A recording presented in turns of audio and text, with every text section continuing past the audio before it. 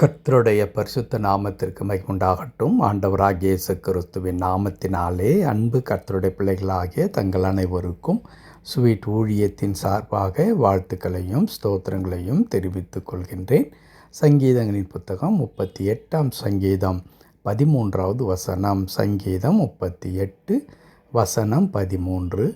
நானோ செவிடனைப் போல கேளாதவனாகவும் ஊமையனைப் போல வாய் திறவாதவனாகவும் இருக்கிறேன். நானோ செவிடனைப் போல கேளாதவனாகவும் ஊமையனைப் போல வாய் திறவாதவனாகவும் இருக்கிறேன். வசனம் 14.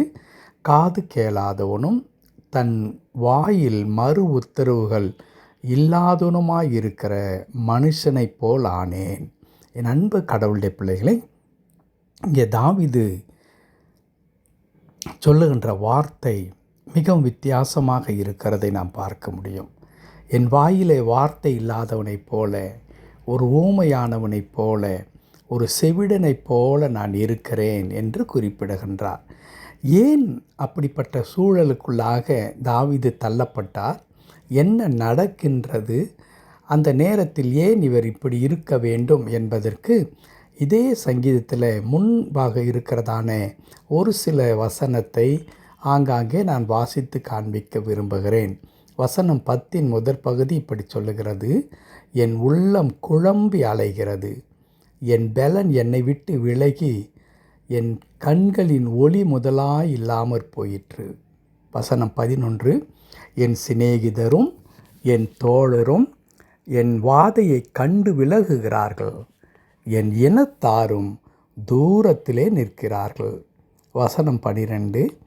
என் பிராணனை வாங்க தேடுகிறவர்கள் எனக்கு கண்ணிகளை வைக்கிறார்கள், எனக்கு பொல்லாங்கு தேடுகிறவர்கள் கேடானவைகளை பேசி நாள் முழுவதும் வஞ்சனைகளை யோசிக்கிறார்கள். என் அன்பு கடவுளுடைய பிள்ளைகளே, இந்த வசனங்கள் தாவீது எப்படிப்பட்டதான நிர்பந்தமான ஒரு நிலையில் இருக்கின்றார் என்பதை நமக்கு மிக தெளிவாக விளக்கி தருகின்றது. என் உள்ளம் குழம்புகிறது, என் பலனெல்லாம் என்னை விட்டு போய்விட்டது, என் கண்களிலே ஒளி இல்லை. என்னுடைய சூழ்நிலையை பார்த்து என் சிநேகிதரும் என்னுடைய இனத்தாரும் என் உறவினரும் தூரத்திலே போய்விட்டார்கள், என் சத்துருக்கள் என் பிராணனை வாங்க தேடுகிறார்கள், என்னை அழிக்க வேண்டும் என்று நினைக்கின்றார்கள், தீங்கு செய்கிறார்கள். அந்த நேரத்தில் தான் நான் எப்படி இருக்கின்றேன்? நான் செவிடனைப் போல இருக்கின்றேன், ஊமையனைப் போல இருக்கின்றேன், காது கேளாதவனைப் போலவும் வாயிலே வார்த்தை இல்லாதவனைப் போல அப்படியே நான் அமைதியாகி விடுகிறேன் என்று குறிப்பிடுகின்றார்.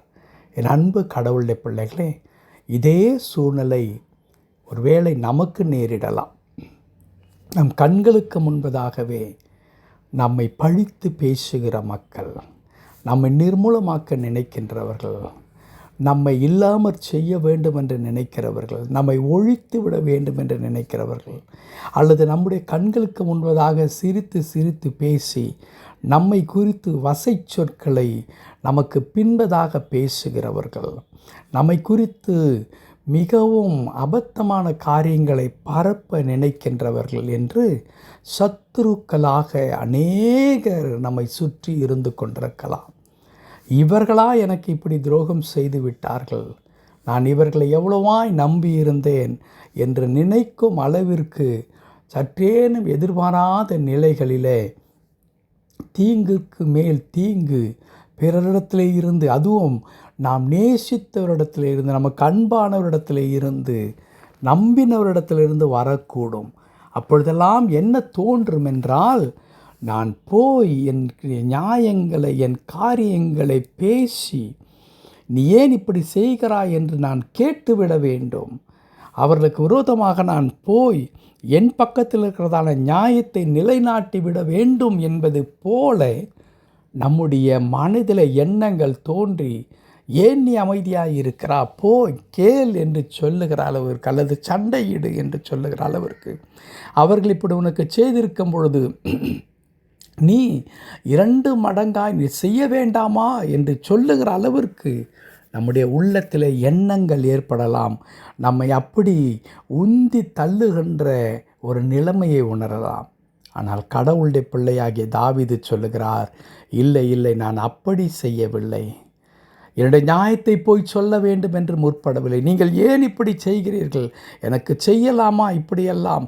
நான் உங்களுக்கு எவ்வளவாய் நன்மை செய்திருக்கிறேன் என்றெல்லாம் நான் நான் அப்படி நினைக்கவில்லை. இன்ஃபேக்ட் என் வாயிலே வார்த்தை இல்லாதவனைப் போல நான் அப்படியே அமைதியாகிவிட்டேன் என்று குறிப்பிடுகின்றார். ஏன் அப்படி இருக்கின்றார் தாவீது? ஒருவேளை பயந்து விட்டாரா என்றால், என் அன்பு கடவுளுடைய பிள்ளைகளே, இங்கே தான் மிக முக்கியமான ஒரு காரியத்தை கடவுளுடைய பிள்ளைகள் புரிந்து கொள்ள வேண்டும்.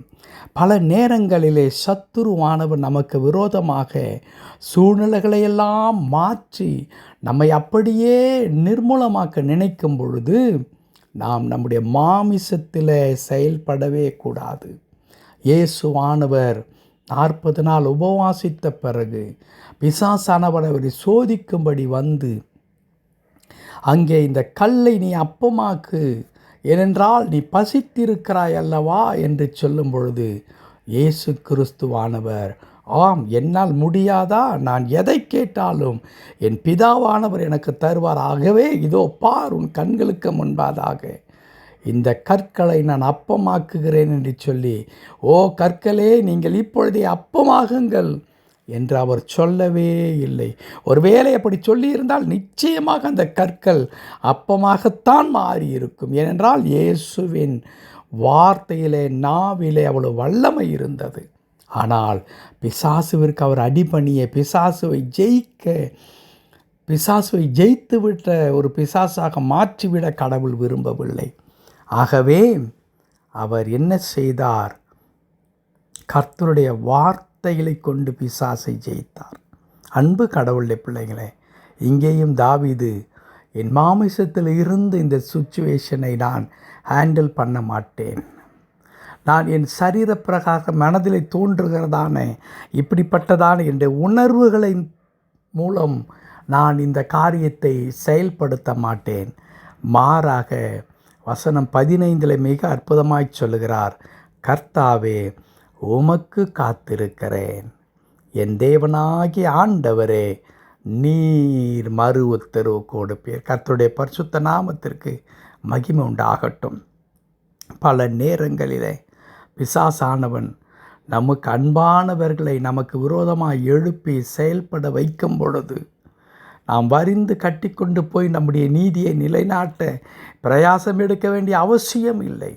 மாறாக தாவீதைப் போல், ஆண்டவரே, இந்த சூழ்நிலையெல்லாம் உமக்கு தெரியும் அப்பா, ஆகவே உமக்கு நான் காத்திருக்கின்றேன், உமக்கு காத்திருக்கின்றேன், நீர் என் ஆண்டவர், எனக்கு மறு உத்தரவு நீர் கொடுப்பீர் என்று சொல்லி ஆண்டவரை நோக்கி காத்து கொண்டிருக்க வேண்டும். நேற்று தினத்திலே நாம் தியானித்தோம் அல்லவா, ஆண்டவர் எப்பொழுதும் நமக்காக யுத்தம் செய்கிற ஆண்டவராய் நம்மோடு கூட இருக்கிறார். ஆகவே அன்பு கடவுளுடைய பிள்ளைகளை, கலங்காதிருங்கள்.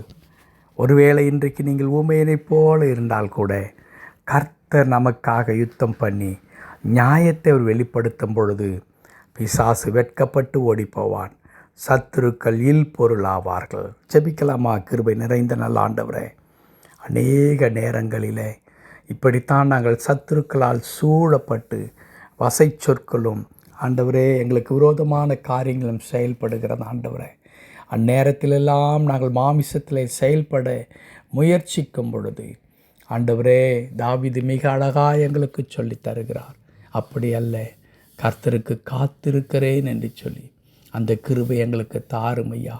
இன்றைக்கும் கர்த்தாவே, எங்களுடைய குடும்பத்தில், எங்களுடைய உறவுகளில், எங்களுடைய நண்பர்கள் மத்தியில் அல்லது நாங்கள் வசித்து இருக்கின்ற பகுதியில் எங்களுக்கு விரோதமாய் செயல்பட்டு கொண்டிருக்கிற ஒவ்வொரு காரியத்தையும் நாங்கள் எப்படி செய்ய வேண்டும் என்று ஆலோசிக்கும் பொழுது ஆண்டவரே, நாங்கள் மாமிசத்தில் செயல்படாதபடி உமக்காக காத்திருக்க எங்களுக்கு பலன் தாரும். அப்படி உமக்கு காத்திருக்கும் பொழுது கடவுள் நிச்சயமாய் எங்களுக்காக நீர் யுத்தம் செய்வீர். அதற்காக ஸ்தோத்திரம். தாழ்த்தி அர்ப்பணிக்கிறோம், பொறுப்படுத்திக் கொள்ளும் மீட்பர் நாமத்தில் பிதாவே. ஆமேன், ஆமேன்.